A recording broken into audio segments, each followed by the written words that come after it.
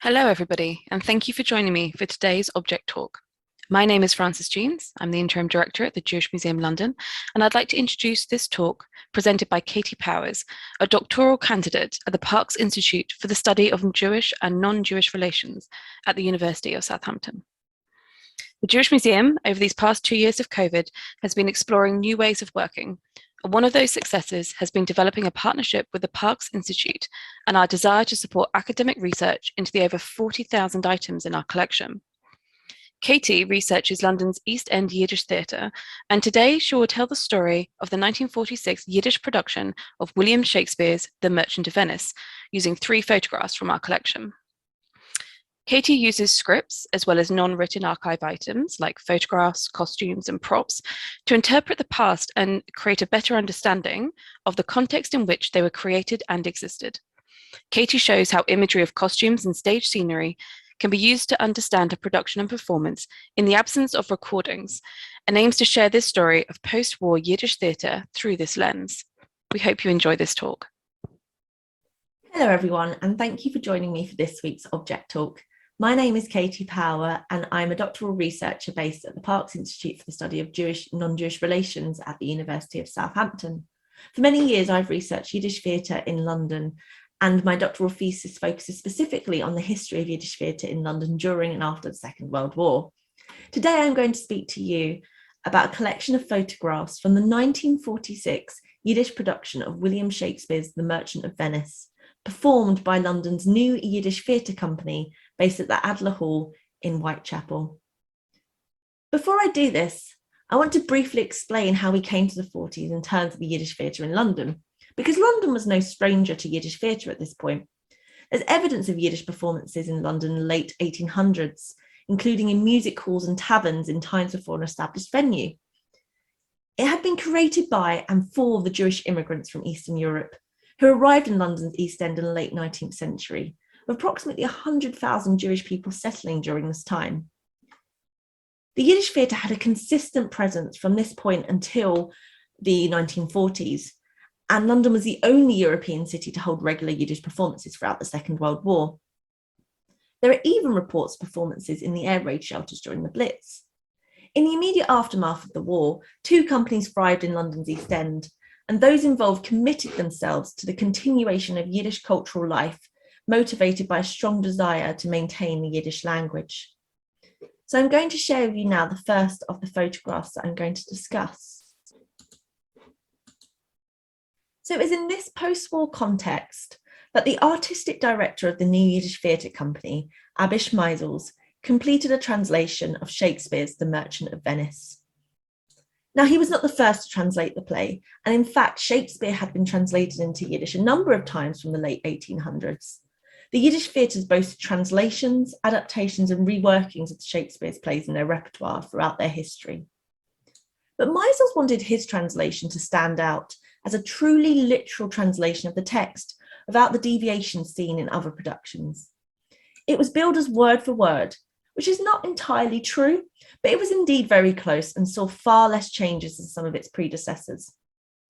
Now, in this photograph, we can see Meisels popping through the stage with a script, prompting the acclaimed Yiddish performer Maya Zelnicka, who is shown here in character as Shylock.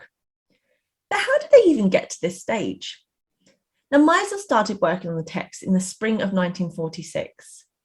He was hesitant at first, conscious of the long-running discussions about the portrayal of the Jewish moneylender Shylock in the text, and unsure how the public would react to a production of the play so soon after the war. While he was reluctant, this also made him see it as a challenge. So he worked on a translation and then set out to find a director to take on the play.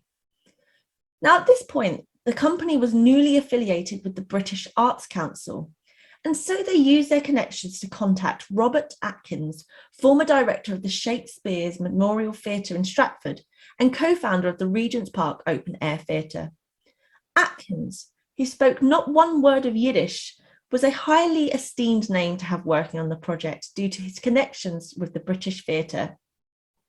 With such a great reputation to uphold, he agreed to be involved with the play on one condition, and that was that he could withdraw after 3 rehearsals. The fact that Atkins did not speak or understand one word of Yiddish made his appointment quite incredible, but when questioned about this, he claimed that Mosel's translation was so literal it did not matter. As a specialist in staging the Shakespearean repertoire, he was well acquainted with the text and was able to focus on the performance and delivery, leaving any issues with language to Meisels and the company to sort out. Much to Meisel's surprise, after 3 rehearsals, Atkins expressed his great astonishment at the ensemble and the performance that they had put on so far and agreed to continue with rehearsals. This brings me to our next photograph. Here we can see Meyer once again in his role as Shylock. And in the middle at the back, we see Robert Atkins proudly speaking to his cast. The lady in the photograph is the legendary actress of London's Yiddish stage, Anna Zelnicke, in the role of Portia. Now, you may have noticed that the 2 performers have the same name, and this was not a coincidence. Meyer Zelnicke is in fact Anna's father, and he did indeed play Shylock to his daughter's Portia.